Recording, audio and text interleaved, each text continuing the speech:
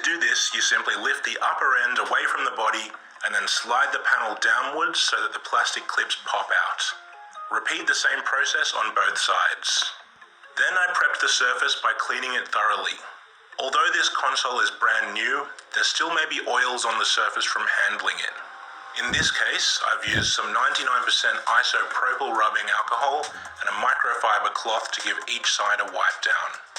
Now that the surface of the PS5 has been prepped, I need to set up a suitable space where I can start applying the coats of Plasti-Dip without making a mess.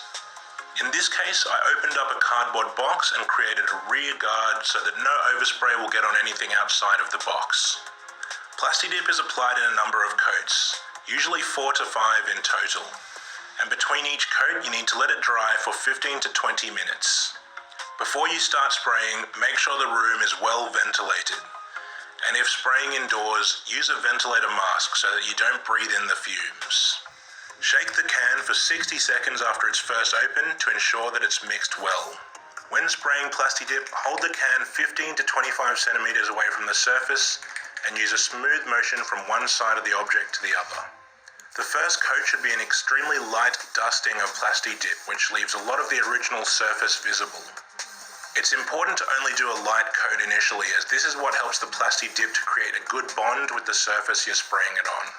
Repeat this on both panels, then let them dry for 15 to 20 minutes.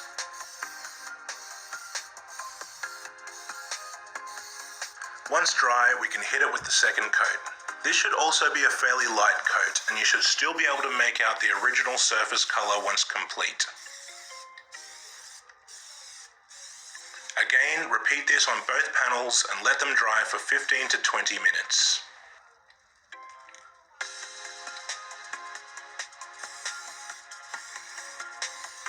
If we were to stop here, it would mean that there would only be a very thin layer of rubber coating on the surface, and I can tell you that this is extremely difficult to peel off later.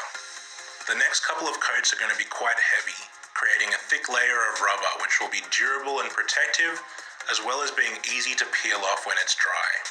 Once the second coat's dry, come in for the third coat, and this time give it a nice heavy coating of Plasti-Dip. After the third coat, you should no longer be able to see any of the original surface color. Again, repeat this process on both panels.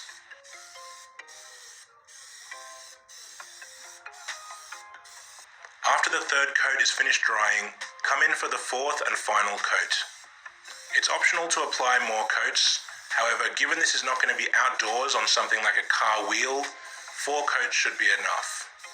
This coat will also be a thick coating, making sure to hit the surface from all angles so there's full coverage.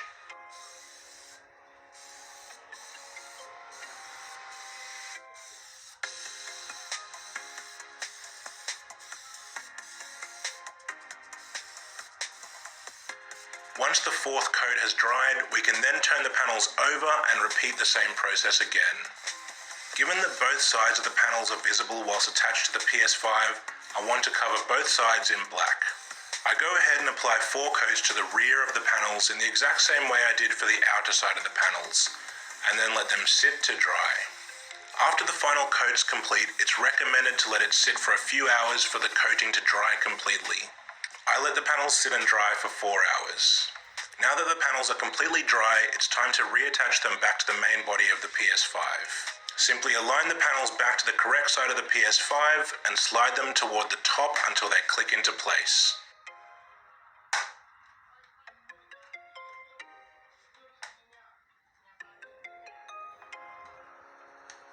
Now that everything's said and done, this is the final result.